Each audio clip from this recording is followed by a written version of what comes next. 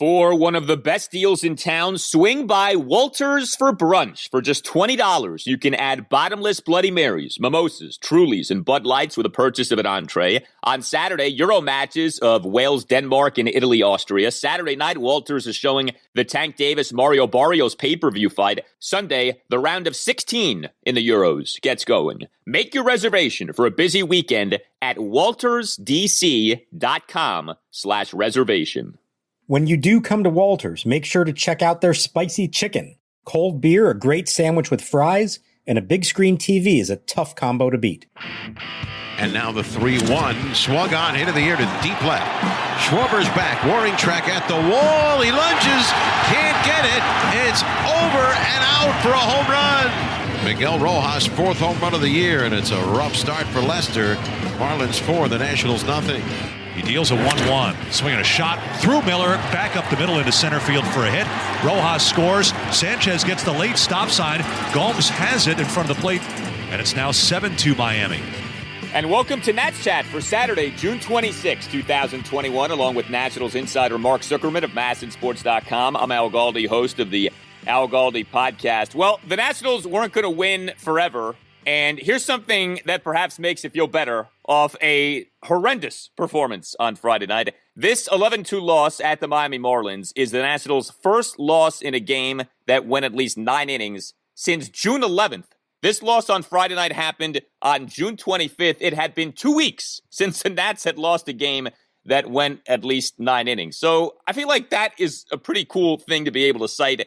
But no doubt, what we all saw on Friday night was not pretty. Game 2 of a 4-game series. Nationals 5-game winning streak over. Nats now back below 500 at 36-37. Mark, a thing of beauty, that game was not. It was not, Al. Now, I mean, I think you can say, hey, these are going to happen over the course of the season. There's going to be some of these, and you're not going to win every single one. Like you said, they hadn't lost a 9-inning game in 2 weeks, so you can brush this one off if they come back on Saturday and play well, and if Jon Lester comes back 5 days from now and pitches a lot better than he did in this one. That's the concern. You can't let this spiral into something else for the team, and you certainly can't get any more of this kind of stuff out of Lester, who in his previous start was great, his best start of the season against the Mets, and he came out in this one and probably his worst start of the season. So that's a little bit troubling. So free pass on this one, but that was your mulligan. You don't get to do this again. Yeah, so obviously the question with the recent national surge has been, is this a momentary surge in an otherwise forgettable season, or is this a turnaround? The big picture question to me with the Nats this season has been, is this a good team off to a bad start, or is this just a bad team? And a loss like Friday night's makes you say to yourself, well, I guess it is possible that this still is just a bad team. Understand, this loss to the Marlins at the Marlins on Friday night does put the Nats, it's just 4 games behind the National League East leading Mets. Mets split their doubleheader with Philadelphia on Friday. But the Nats, even though they're second in the division, are back to having the worst run differential in the division at -15. There are still things with this Nats team that bother you, that make you say to yourself, I don't know, are they good? Are they not good? We certainly know they can play well. They've been playing very well lately. But there are still things about them that are troubling. And to your point about Jon Lester, juggling Jon Lester, it's a dangerous way to make a living when you're constantly putting guys on base. And there's such a fine line, is there not, between the crafty veteran who knows how to escape innings unscathed versus the veteran who shot and gets tattooed. And Jon Lester on Friday night got tattooed 7 runs in 2 and 1/3 innings. You talk about not having it. He did not have it in this game. And this happened against the team of the Marlins, who, as we've discussed, are really bad offensively. So, it's one thing if this happens against the Dodgers or the Padres. You got worked by the Marlins on Friday night. Lester giving up 5 hits, a homer, 2 doubles, 3 singles. He issued 3 walks. He threw just 35 strikes versus 29 balls. I know the bullpen is shot and that, you have to get mileage out of your starters. I have to say, though, Mark, watching this game, I'm saying to myself, Lester doesn't have it. It's not going to all of a sudden come to him in this game. You do have Jefry Rodriguez, who hasn't pitched in like a month and a half. Why didn't Davey just go to Rodriguez as soon as it was clear that Lester just wasn't going to be any good in this game?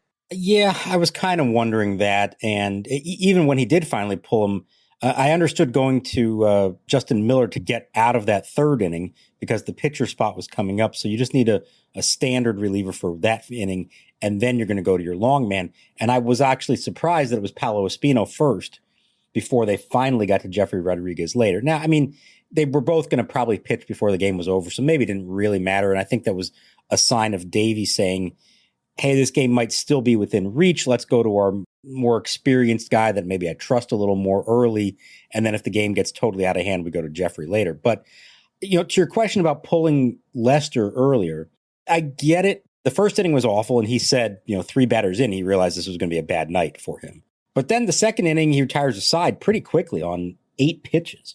So he needed 33 to get through the first and then only 8 to get through the second. So you're saying, all right, maybe there's a chance of something here.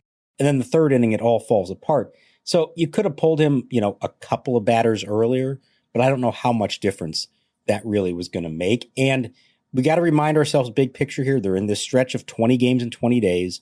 The bullpen was actually fairly fresh for this one. That wasn't necessarily a concern today, but you do want to look ahead to the next one and the one after that, and you want to make sure you have as many arms as possible. So I understood why he tried to push him, even though it felt like it was a hopeless cause at that point. Completely disrespectful to put Paolo Espino into that game as a pseudo mop-up man, okay? Paolo has graduated beyond mop-up man status, especially with Rodriguez having not pitched. What was it, 13 days? Like literally almost 2 weeks. That's nuts. That's almost, you've wasted a roster spot for that long, having this guy on the team and not pitching. But when he puts Espino in the game, I'm like, I thought we were past this. He's Paolo Espino. He's a secret weapon. And now he's right back to pitching in mop-up duty. But anyway, it was rough with Lester. You know, I do wonder about this. And look, I don't know that this would have made any difference, but the 1-out 3-run homer by Miguel Rojas in that 4-run bottom of the first just barely got by the glove of a leaping Kyle Schwarber. We've talked about how when Lester pitches, Schwarber does great things, and there he was again, and not just with the glove. And Schwarber did commit an error in the game, that's true. But man, if Schwarber can make that catch, you do wonder if maybe the whole tone of the game changed. But it's not like Lester was any good after that, so maybe it would not have made any difference. No, but so this is funny. Remember yesterday when we were previewing this game, and I said, okay, if ever there's a matchup where if you're Jon Lester, just go right after him, you know? Yeah. Like in that ballpark against that lineup, you're not going to get beat with the home run.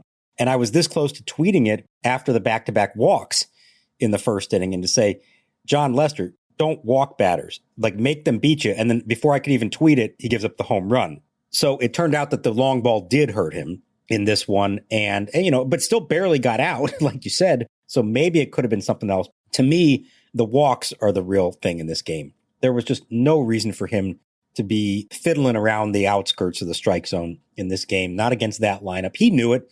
He knew that was the problem. He's falling behind everybody, and it just set a bad tone for the whole game. And Jon Lester, to be effective at this stage of his career, has to have better command, has to get ahead in the count and get outs on weak contact. We know he's not striking batters out. Well, you can't fall behind. I don't care who you are. You can't fall behind these hitters 2-0, 3-1 and expect to survive. And we certainly saw that in this game. We were throwing bouquets at Lester off what he did in his last start, and justifiably so. He allows 2 runs in 6 innings, 6 strikeouts versus no walks in that 6-2-7 inning win over the Mets at Nationals Park last Saturday evening in Game 2 of the doubleheader. But here's the reality now with Jon Lester this season. He's made 11 starts. He has an ERA of 4.99. Okay, the ERA is right at 5, and his WHIP for the season now is at 153, worse than his WHIP in each of the previous 2 seasons. And the reason that matters is he was really bad the last 2 seasons with the Chicago Cubs. His WHIP for this season now is actually worse than it was in either of those 2 seasons. And you just made mention of the walks. The walks are killing Lester this season. His walk rate on the year, his walks per 9 innings now, 3.44. I mean, it's very hard to win that way. It's very hard to prevent runs that way. And yet that's where Lester is at. So you know this is going to happen with him. It's not like anyone was expecting a Cy Young caliber season from Lester, but what you have to avoid are the blow-up starts. I don't know, had he had a blow-up start yet? I'm not sure that he really had. He'd had some bad outings, but this is the first true clunker, like the first one where you're just like, man, you got no shot in this game. That's what needs to be avoided going forward. You can't have him when he starts giving you no chance. It can't become like a Matt Harvey situation, even though Harvey was actually okay on Friday night. But that's what you need to avoid with Lester, and hopefully this is not a sign that more of this type of outing is coming. Yeah, I feel like his worst outings had been more a case of the pitch count getting way up and, having to come out of the game in the fourth inning, but having only given up a handful of runs. So he gave up 5 5 1/3 to the Cubs, 6 in 4 innings to the Orioles. But yeah, this one was different than that. And you mentioned the ERA now at 4.99. Well, remember 6 days ago, I mentioned he walked off the mound at the end of the 6th inning of that game. And I thought he was done because why would you put him back out there for the 7th? And the ERA was 3.60. And now, after only officially 2 1/3 innings later, okay, it was actually over the course of 4 separate innings that he pitched, his ERA is up to 4.99. You can't let that happen. You just cannot do that. And there's a stretch there of batters. If you start with the 7th inning in the previous start until he came out of this game, and he threw, and sorry, I'm trying to look it up here. I'm really on my game, and I'm on my game as much as Jon Lester was on his. He's allowed 11 of the last 18 batters to reach, giving up 9 runs, 6 hits, and 4 walks. So you got to avoid that kind of stuff. You have to find a way to minimize the damage, and the best way to do it is throw the ball over the plate. I know his stuff isn't as good as it used to be, but force them to beat you. Don't help them out. Yeah, and the Nationals could do a better job of catching the baseball. Defense is kind of, I don't want to say fallen off, but it's not been stellar lately. Trea Turner has an error each of the last 2 games. Kyle Schwarber had his error on Friday night. But Lester was the problem. Let's make that clear. So the Nats end up having to use the bullpen quite a bit in this 11-2 loss at the Marlins on Friday night. 4 Nationals relievers combined to allow 4 runs, 3 earned, in 5 2/3 innings. It was clearly the JV that was out there, Justin Miller, Paolo Espino, although at this point he to me is varsity plus. But Miller, Espino, Sam Clay, and Jefry Rodriguez. What was interesting to me, and I don't blame Davey for doing this, but I certainly don't see this often, Davey pinch hitting for Justin Miller in the top of the 4th with Joe Ross, who ended up striking out on 3 pitches. So it didn't come off like a stroke of brilliance, but what'd you think about that? Like, it's one thing to use a good hitting pitcher as a pinch hitter later in a game. Davey deploys his good hitting pitcher as a pinch hitter early in this game. So 2 things that stood out to me about that. First was that I thought that meant that Josh Bell was not available at all. Now, it turns out he was available, and he was going to pinch hit at the very end of the game if one more batter got to the plate because the MRI came back clean, and he's actually going to be in the lineup on Saturday. So that's some good news at the end of a otherwise awful night for the team. Now, maybe, and I don't know this for sure, maybe they didn't know that at the time. Maybe he was still in the cage, like working on it. Maybe they were still waiting for the official results to come in. So, but that was number one that I figured, okay, Bell's not available. They've got a short bench. Just go ahead and put Joe Ross up there. But number 2, and this speaks to a point, you mentioned the fact that Jefry Rodriguez just spent the last 13 days on the roster without pitching. Why have they needed 9 relievers this whole time? I got it for a couple of days there when things were getting out of control and they had double headers and no off days. We've gotten to a point here where things have evened out and they've been playing with 1 less bench player. And I do not understand why that was the case. I think they very easily could have sent Rodriguez back down some point in the last week, brought up another hitter. Yadiel Hernandez is available to come back, or Luis Garcia, whoever. Get another player because you never know who you might need off the bench or how many times you might need it. And maybe you don't have to pinch hit Joe Ross in the 4th inning of a game like this if you have a full bench, and they didn't have that in this game. Yeah, that is odd. When a guy is on your roster and he doesn't play for more than a week, let alone nearly 2 weeks, that's a problem, and that's a screw-up. And at least internally, the Nats need to examine that of what went wrong here. Why did that happen? How did that happen? Because, look, Joe Ross, he may be a good hitting pitcher, but he's still a pitcher. It's like saying, well, he's the nicest guy in prison. Like, all right, what does that mean exactly? You're a good hitting pitcher. You're still a pitcher. You're not a good hitter. Like, you're much better off with a Yadiel Hernandez pinch hitting in that spot. But that was odd to see Davey go to Ross as a pinch hitter in that 4th inning. Hey guys, Al Galdi here to tell you about FanDuel. It's great to be in the midst of baseball season. Nothing like watching a game. Great weather, cold drink, and a little action on FanDuel Sportsbook. If you have never bet on baseball before, now is the perfect time to give that a shot. FanDuel is letting new users swing for the fences risk-free, as you'll get up to $1,000 back if your first bet doesn't win. And once you have an account, you can get up to $25 back each day if your same game parlay bet falls one leg short. This way you can combine multiple baseball bets for an even bigger win all season long. There's a reason that FanDuel Sportsbook is America's #1 sportsbook. The app is simple to use. It's got great odds on all different betting markets, unique fun bet types like same-game parlay and always-on promotions to let you get more action out of every game day. And when you win, FanDuel will pay you your winnings in as little as 24 hours. Just download the FanDuel Sportsbook app and sign up with promo code CHAT to get in on the action. That's FanDuel Sportsbook. Promo code CHAT. Well, in betting, we have what's called the happiness hedge. That's when you place your money against your rooting interest, so you're guaranteed to be happy for some reason. Games on Saturday afternoon include Philadelphia at the Mets at 4:10. Starting for the Mets, the best pitcher on the planet, Jacob deGrom. He has an ERA of 0.50. So yes, as a Nationals fan, you're rooting against the Mets, but also yes, if you're playing this game, you're putting your money on the Mets. 21 plus and present in Colorado, Iowa, Illinois, Indiana, Michigan, New Jersey, Pennsylvania, Tennessee, or West Virginia. First online real money wager only for risk-free bet. Refund issued as non-withdrawable site. Credit that expires in 7 days. Restrictions apply. See terms at sportsbook.fanduel.com. Gambling problem? Call 1-800-522-4700 in Colorado. 1-800-BETS-OFF in Iowa. 1-800-9-WITH in Indiana. 1-800-270-7117 for confidential help in Michigan. 1-800-GAMBLER. New Jersey, Pennsylvania, Illinois, Virginia, Tennessee. 1-800-889-9789. Or in West Virginia, visit www.1800gambler.net. Swinging a long drive to right. Schwarber's got another one. That one in the second deck, about 7 rows deep, and long gone. Home run number 22 for Kyle Schwarber.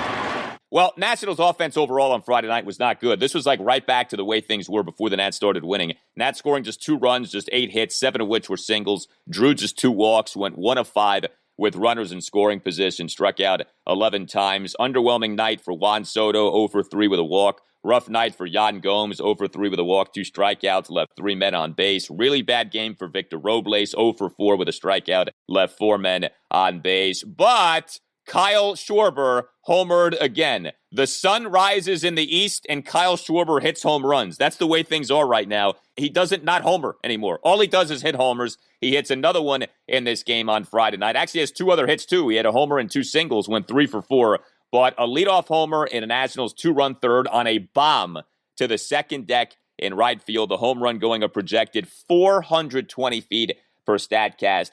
13th homer in 14 games for Schwarber, and he ties Bryce Harper's record for the most home runs by a Nationals player in a month at 13. Harper did that in May of 2015. Schwarber now has done that in June 2021. The run continues. This is unbelievable. 13 in 14 games, and that's only 1 shy of Barry Bonds' all-time record in 2001. 9 homers in 6 games, and that's only 1 shy of Frank Howard's record from 1968. I had forgotten that he did that in the year of the pitcher. Frank Howard hit 10 homers in 6 games, and a lot of those games at RFK Stadium, where, as at least we remember from the Nationals time there, that was not an easy place to hit the ball out. So it's crazy what he's done. I don't know that I've ever seen anything quite like this, and it's completely changed the perception of his season. You know, he was hitting like 218 when this started. He's now hitting 253. He was briefly tied for the National League lead in home runs. He's got 50 RBI. I know we don't care about RBIs. He's got 50 RBIs now, 73 games into the season. He's on a 100 RBI pace. Plus, his OPS is 896. Okay? This has all happened in the last 2 weeks. And of course, he's not going to keep it up. But if he just has like a decent second half, he has completely changed the narrative about his season. And all of a sudden, if he's not selected to the All-Star game, something's wrong. Like, he's got to go now, whether it's for the game or the home run derby or both. If you're not including Kyle Schwarber at Coors Field in a couple of weeks, something has gone horribly wrong.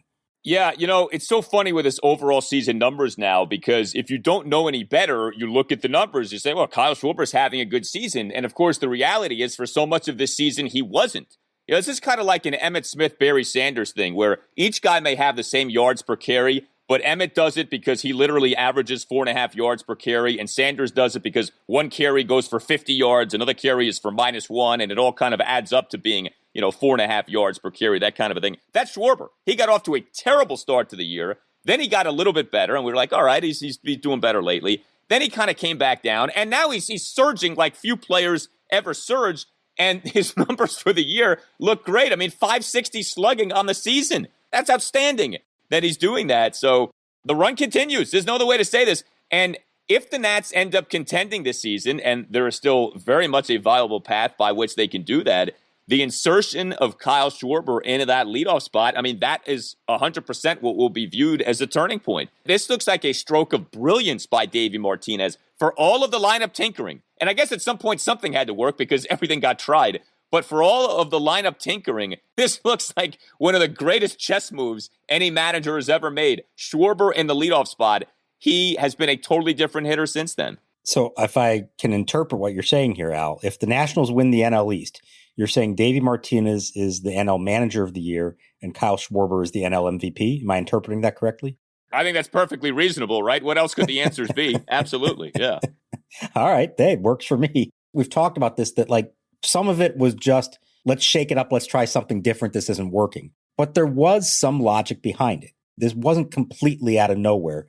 There was the thought of putting him up there where he's going to see more fastballs, especially in the first inning, try to jump on one and give his team a lead. So there's that. There's also the idea of having him hit in front of Turner and Soto. Look, as great as this has been, we have not seen one pitcher pitch around him in these 2 weeks. Nobody's held up four fingers and said, oh, we don't want to face that guy.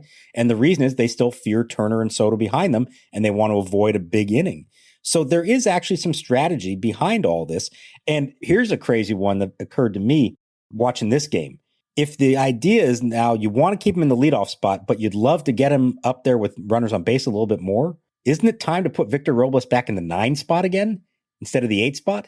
Oh, boy. I knew I was going to push some buttons with that one. No, it's not time to do that because that cost them in a lot of different spots, I thought, and you do not want your pitcher coming up any more than the pitcher has to come up. I mean, I understand what you're saying when you say that, but I would not do that. Honestly, if you're really trying to do this right, you could make the case you put Schwarber second and you put someone who gets on base in front of him a lot first. But I know no one wants to touch this right now because Schwarber's killing it in that leadoff spot. You know what's so funny, too? I remember when this started, I remember talking to you about it. I was like, well, it's probably more of like a matchup thing. It's not going to be an every game thing. And Schwarber has forced this on Davey of, you ain't touching me. You ain't moving me from this leadoff spot. Like, the heck with these matchups, all right? Just let me mash. And he's mashing. And you know what also is kind of interesting, and this is maybe just anecdotal, but he seems to come up a lot to begin other innings. Like, if you look at what else Schwarber did on Friday night, he had a first pitch leadoff single in the top of the first, beginning of the first inning. He had a leadoff single in the top of the 8th. He's had other homers during this stretch that have been leadoff homers to innings that were not first innings. So I don't know. It's working out like he's leading off a bunch of innings other than the first innings lately. So that's kind of neat with this whole thing. No, I agree. But I also, I think as much as they always try to say, oh, you only lead off once a game and it doesn't really matter. No, it happens more than that in the National League. Yeah. The pitcher makes the final out a lot. And so a leadoff hitter is probably going to lead off at least twice a game and often 3 times a game. So there is strategy behind that. And the idea of like, oh, well, it doesn't really matter because you only lead off in the first and after that, you're whatever hitter. No, you do end up leading off innings a lot more when you're the number one hitter in the line. Yeah, no, I think there's truth in that. And the home run he hit on Friday night, leadoff homer in what ended up being a 2-run third inning for the Nationals. So there you go. Like, there's an inning in which he homered leadoff style, but that was not a first inning. RBI single for Ryan Zimmerman on Friday night. Was nice to see that. Zim really has cooled off here lately, but does deliver the 1-out full count ribby single in that Nationals 2-run third. We are seeing signs of life from Starlin Castro offensively lately. I do want to highlight this because I've been hard on the guy, and I think rightly so, but Castro's been a little bit better here lately offensively. He's had some doubles. He had himself 2 singles on Friday night, a 1-out single in the top of the 2nd and a leadoff single in the top of the 7th. And I wanted to ask you this. So Trea Turner had a single on Friday night, single on an 0-2 pitch, actually, to go with a stolen base in that 2-run third. But he hit into a double play for the first 2 outs in the top of the first. We've noted the frequency with which Juan Soto has hit into double plays this season. I said to myself when Trea did that, I said, man, it feels like Trea's hit into a lot of double plays this season. Sure enough, he has. He's now hit into 8 double plays this season. He hit into 10 double plays all of the 2019 regular season and just 7 double plays all of the 2018 regular season. He's obviously fast. I don't know, is this just a quirky thing? But it's kind of odd to me. Soto's hit into a lot of double plays this year, and even Trea Turner has hit into a good number of double plays so far this year. Yeah, I've had the same thought, and I've even thought this to myself when there's not runners on base and he just grounds out. And I remember when he was a rookie, and if he made contact, even on a routine ground ball, I would never turn my eyes away from it. I'd never put the 6-3 in the scorebook. I wanted to watch it because there was a chance he was going to beat it out. And I remember thinking like, man, this guy may change the way we think about routine outs in the major leagues. And slowly over time, that's not really the case anymore. He doesn't beat out a whole lot of infield singles anymore. The occasional one, but certainly any play that we would consider routine, he's always thrown out on it. The double plays are happening.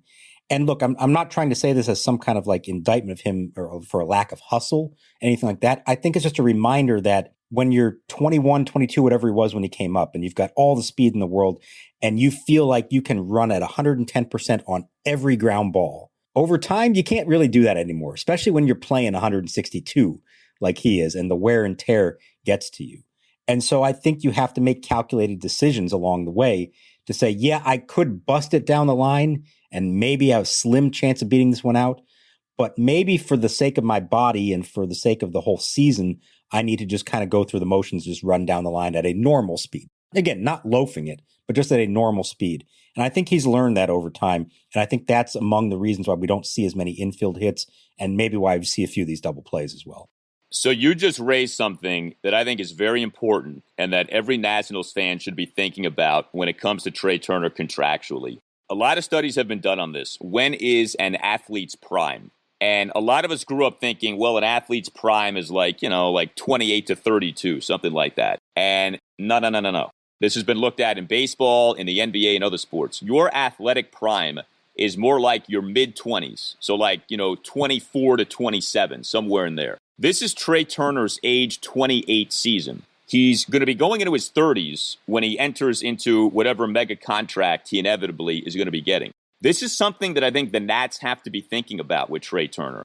That if you're going to pay him $200, maybe even $300 million, you're not getting Trea Turner at age 23. You're getting Trea Turner in his 30s. And that's not to say he's going to fall off a cliff, but if already we're starting to see some signs of the speed eroding, all right? And the speed has been such a big part of his game. Yes, he's gotten better as a hitter the last few years, so maybe you say, well, that cancels out whatever lessening of the speed is taking place. But you can't ignore these things. And it may be subtle, but something like the double play total, stands out of, like you just outlined, he was uber fast early in his career. He's still plenty fast now, but he's not special fast, maybe, like he used to be. At least we're not seeing it as often as we used to see. He hasn't stolen a lot of bases here lately for the Nationals. That's been kind of interesting, too. The stolen bases have kind of dipped down with him. So I just feel like that has to go into the calculus of if you're going to push across a table $200, $300 million, you don't want to pay for something that the guy used to be but isn't anymore. And I just think that needs to be remembered from a Nationals perspective when it comes to Trea Turner in this contract. Yeah, I think it's a great point. And that you have to remember that when it's specifically a speed guy like him, or who we think of as a speed guy, that doesn't last forever. And you do adapt as players as you get older. Now, he may be a great hitter throughout his 30s, especially in the power department, and a great leader and a great shortstop. That can all still be the case. But the idea of Trea Turner as, we always thought, he's going to steal 60, 70 bases. He's never really come close to anything like that. And it's not going to happen now at this stage of his career. He may be a 30 stolen base guy at most. Now, again, that's great. It's still among the league leaders, but maybe not that just all-time great base stealer, the guy who changes the way you play the game sort of thing. So I do think it is a valid point you're making and something for them to consider. Make sure if you are signing him that you know what you're signing him for. You're probably signing him for power, batting average, defense, and leadership. You're probably not signing him for speed. Yeah. There's a saying when it comes to free agency that I think is so great. Don't pay a guy in his 30s for what he did in his 20s. And this is part of what gets teams into trouble with big money deals. And it's not to say that paying Trea Turner big money would be a mistake, but it's just something that has to be kept in mind. Well, Mark shared the good news regarding Josh Bell. That is good news. MRI exam on his right side coming back clean. So we anticipate seeing him for Game 3 of the series at the Marlins, Saturday afternoon, a 4:10 first pitch. Patrick Corbin versus Zach Thompson. Thompson will be making just his 4th Major League start. Corbin comes into the game having been quite good over his last 2 starts. A combined 3 runs allowed in 14 1/3 innings, 14 strikeouts versus 12 hits and 2 walks. If Corbin makes it a third consecutive good outing. Dare I say that we can start to think that maybe, just maybe, Corbin has been fixed? Or do we still need to see more, even if Corbin does do well on Saturday? I'd probably like to see it happen one more time against a really quality lineup, which he may be facing the time after that, because I think at that point he'll be facing the Dodgers next weekend. So that would be a pretty good test for him, I would imagine. So, yeah, give me one beyond that. But obviously, you would like to see him do well against the Marlins lineup. And again, just like Jon Lester, throw strikes, make them beat you in that ballpark, make them hit it out of the park. It's going to be hard to do that. Don't help them out at all. Get ahead in the count. It seems like it should be a good matchup for him, but it only works if he throws strikes early in the count with his fastball. That lets him get to the slider. That's where he can have success. Yeah, I'm with you. You need to do more than just 3 straight good outings with how bad he had been, and especially if one of those outings is against the Marlins. And if he struggles against the Marlins, then we're right back to where we were. I mean, that to me is, again, one of the real disappointments about Lester's outing. It didn't happen against the behemoth. It happened against the lowly Marlins, and Lester got shellacked. Well, I did want to, before we call it a pod, bring this up, because this was interesting, and it came up on Friday. So Cubs insider Gordon Wittenmeyer of NBC Sports Chicago on Friday reported that Max Scherzer's agent, none other than Scott Boras, said that the only way that Max will waive his full no-trade rights as a 10-5 player this season will be if he agrees on a contract extension with the team that's trading for him. 10-5 players, as many of you listening know, in case you don't, players who have accrued 10 years of Major League service time and spent the past 5 straight years with the same team are awarded what are called 10 and 5 rights. Under those rights, you can veto any trade. So you have essentially full no-trade rights. We knew that Max had this. Boras, though, had not come out and said this, that Max ain't waiving his 10 and 5 rights unless he gets an extension with another team. All of this may be moot because it may well end up being that the Nationals have no interest in trading Max Scherzer this season. But what did you make of old Boras coming out and putting this out there into the public bloodstream with these comments to NBC Sports Chicago? Well, I think it underscores a point that I've been thinking to myself for a while now, is that Max Scherzer doesn't want to leave. You know, yes, he wants to win, but he wants to win here. I don't think he's looking to uproot his entire life and his family. Yeah, you'd love to, have a chance at winning another title somewhere, but he doesn't want to just go somewhere for 2 months and then be a free agent. And so for all those who said, oh, well, hey, you can still trade him and then re-sign him in the winter. No, I don't know that's what's going to happen. I don't think that is what he's looking to do. I don't think he's looking to go somewhere for just 2 months to pitch and then hit free agency. So I think Max Scherzer's top priority would be to stay in Washington, D.C. Hopefully the Nationals continue this and they make another run and he can do that. And I think he's agreeable to re-signing this winter for another year or two with them. And I don't think there's necessarily anything wrong with the Nationals if they do that, even if they don't make the playoffs this year. I don't think it would be a mistake to keep him, bring him back, and have him pitching every 5th day for you as you try to reload and make another run at this down the road. He is an icon. He's going to be the first Hall of Famer to wear a Nationals cap. If you're trading him, you better get something big time in return for him, and you better not ruin that relationship that you've built with him over time. So, but I just think it underscores, like I've been saying all along, it's easy to say, oh, if the Nats are out of it, they need to trade Max Scherzer. Well, there's a lot of steps that have to happen for that trade to actually go down. Mike Rizzo has to get an offer that he deems worth it. Mark Lerner has to approve the trade.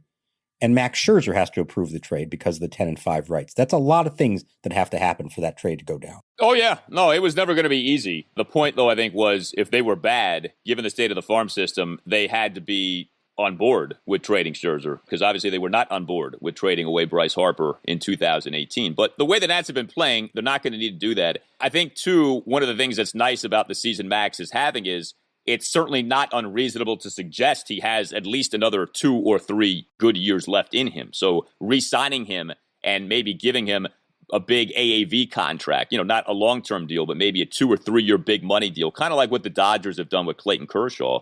There's an argument for that because he can still pitch. I mean, he's been their best pitcher clearly so far this year. With the trade deadline stuff, I got a kick out of this. And if you follow the podcast on Twitter at @Nats_chat, you perhaps saw this today. But Mark Feinsand, MLB.com writer, he's covered the New York teams for years. He was with, I think, the New York Post for a while. He did this trade deadline inbox column, and the headline item in the column will the Nationals be buyers this summer? So for all of the talk about the Nationals being sellers, now we get a national piece about the Nationals potentially being buyers. How the conversation can change, and rather quickly. And I believe that Mark, who I know well and is a good guy and a very good reporter, but I believe he was the first one to speculate that maybe they should trade Max Scherzer back in April whenever things started to go south. So yeah, I've been saying all along, let's hold off. Let's see how this plays out. Let's get to the All-Star break and see where they are before we determine if they are buyers or sellers. I don't think Mike Rizzo knows if they're buyers or sellers right now. I think he hopes they're buyers, but he also knows that it could fall apart here, and maybe they do need to be sellers. But he's going to let the outcome on the field dictate that. He's not going to go into this with some kind of preconceived notion of what they should be until he actually sees how the team performs over the next few weeks. That's a sneaky positive, by the way, about what Kyle Schwarber's doing. If the Nats start to struggle... Oh, no, come on. If the Nats start to struggle again, old Schwarber has raised his trade value. Don't discount the importance of that over these last few weeks. You are cold-hearted, Al. You are cold-hearted. I would love to see you as a Major League GM. What player would ever want to sign with you and your team the way you treat players? Oh, they wouldn't. I would be like Brad Pitt in Moneyball. You're cut. That's it. That's, it's done. Let's move on. It's just how it goes. Sorry, pal. You wouldn't tell them in person. You'd have the manager do it while you stayed back. You wouldn't even do it in person, would you? I'd be looking through the window into the room, pointing and laughing while the guy was getting cut. That's what I would be doing. Well, you tell us what you think. You can tweet us at Nats_chat. You can email the podcast to natschatpodcast@gmail.com, either in written form or via voice memo, whichever you prefer. Please, if you don't already subscribe to the podcast, consider subscribing to the podcast. This way you don't have to remember each day to download it. It'll come right to you automatically. And if you haven't already, give the podcast a 5-star rating and just write like a one-sentence review. Doing those things helps out the podcast a lot. We've gotten some great download numbers lately. We really appreciate all the support. Please continue to spread the word. This is something unique. It's something special. It's something we really felt like there was an appetite for. Post-game Nationals podcast shows after every Nats game, win or lose. And unfortunately, on Friday night, it was a loss. You can get yourself a Nats Chat Podcast t-shirt by going to natschatpodcast.square.site. All Nationals radio highlights on Nats Chat are courtesy of 106.7 The Fan. For Mark Zuckerman, I'm Al Galdi. We'll talk to you next time on the Nats Chat Podcast. I can't develop personal relationships with these guys. I got to be able to trade them, send them down, sometimes cut them, which is something you should learn to do, by the way. I would never have to cut a player unless you... Oh, come on. Come on what? Let's practice.